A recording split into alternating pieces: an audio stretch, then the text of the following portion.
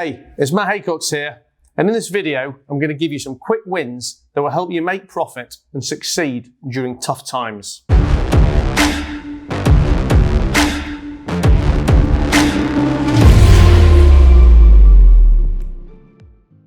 Now, depressions come in all kinds of shapes and sizes.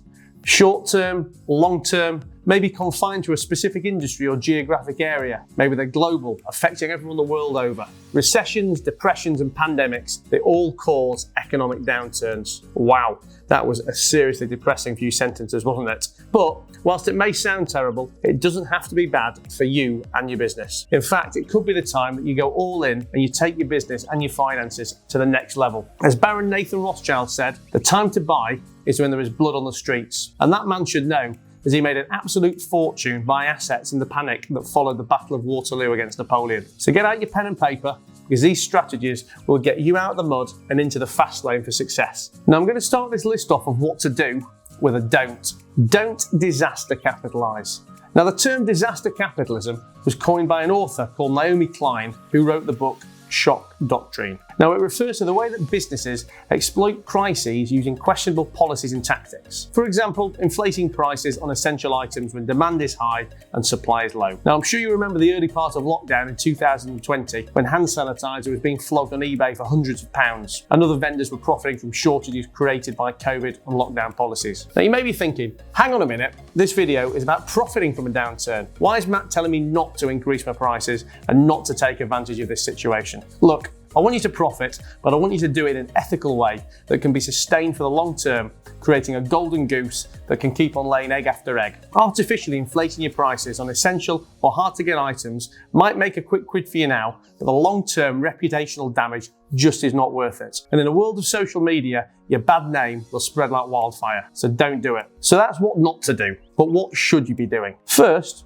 you need to take a good look at your marketing strategy and where you're spending your marketing monies. During hard times, most business owners usually look to lower or totally cut their marketing spends. But if your marketing strategy is working for you and it's delivering positive ROI, then why would you ever look to cut them? Business owners are usually having to cut their marketing budgets because the truth is the strategies never worked effectively for them in the first place. And now during a downturn, the pressure of cash and declining sales has highlighted this more than usual. Now is the time to ensure that digital marketing is at the core, if not the sole focus of your marketing strategy. Even if you have a strong focus on digital marketing already, you now need to be doubling down on it more, going completely all in. And if you don't use digital marketing, now is the time to urgently take the plunge before it's too late. Ignorance of it is almost a guarantee of failure for you. But why digital? Because it's focused, it's relatively cheap, and the results can be exactly tracked so you can see what works and what doesn't. What doesn't work you can change or you can stop doing, and what does work you can spend more and more on. And during a time of downturn, that is exactly what you need to be doing, focusing only on cost-effective methods that generate tangible results. Well, you actually should be doing that all the time anyway, but in times of downturn, it's even more important than ever to maximize margins and minimize costs. And if you want to be doing digital marketing with zero budget, then blogs, email newsletters, and social media are all free. So there's absolutely no excuse not to be focusing your marketing efforts online, extracting maximum value, building your brand, and generating sales, all on a budget that any business can make work for themselves. Now, I have a very clear theory with marketing. It shouldn't cost you a penny. If you're doing it right, then every pound you spend should generate more than £1 in revenue. And if it doesn't, then you shouldn't be spending anything on it at all. And if it does generate more than you spend, then you have found a marketing model that can have infinite budgets thrown at it. Now let's talk about social media. Now, this is related to the last point, and it's an extension of your newly revised marketing strategy. If you aren't developing social presences, creating compelling content, giving value to your followers, and utilizing your platforms to sell from, then you are missing out on the biggest free gift of the 21st century. I've got literally hundreds of videos on my YouTube channel giving really detailed but simple to implement social media strategies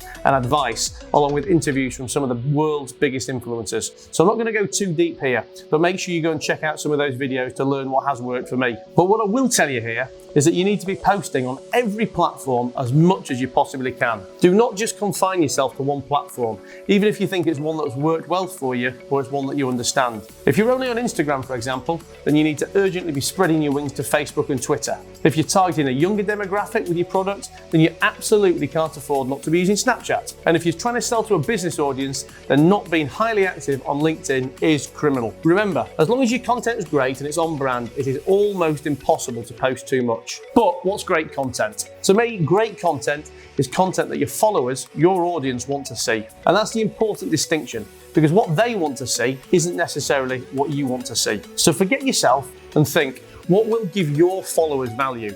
What will entertain them, educate them, inspire them, get them coming back for more? You know your brand and you know your product. So with some good thought here, then you're going to know the answers about what to create. Answer the questions that your audience are asking.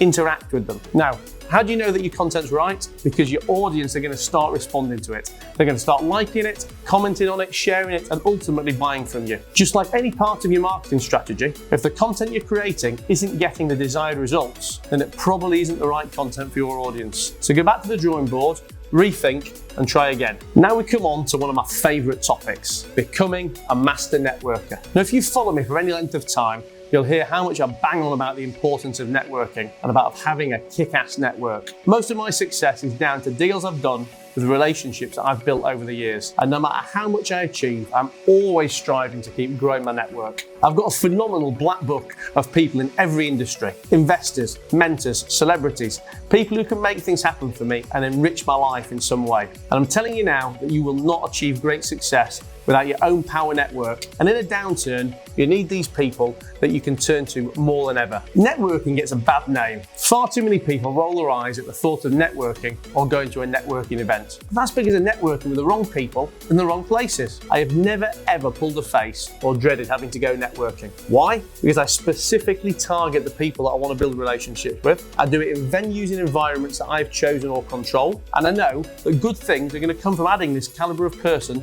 to my network. So what have I got to dread or pull a face at? Now, even though this video is about growing your business during a downturn, networking is still possible during hard times. And there are many ways to do it on a budget or at a distance if travel's prohibitive or not possible. I've got lots of specific networking videos on YouTube. So if you want to take a deep dive on this topic and my strategies, then go and check some of them out. But for here, if you keep in mind the principles of pre-identifying your targets rather than just aimlessly wandering around these so-called networking events and creating a fun and memorable atmosphere for your meetings with these people, then you're not going to go far wrong. And do not let me hear any excuses for why you can't create a memorable environment or a point of difference, even on a budget. You may see me doing lots of my networking now on yachts or in foreign countries, but I promise you, I've built some incredible relationships whilst on a hike, on a session in the boxing ring, or even just on a Zoom call, things that haven't cost me a penny. Now, communication and sales skills are imperative whatever is going on in the world, but in a downturn, it's absolutely essential that you learn to become a master of virtual communicating and selling. As I record this video, we're deep in the mix of lockdowns and travel bans thanks to the coronavirus, which obviously makes it impossible for most businesses to get in front of their prospects or their customers. But even in a non-COVID world,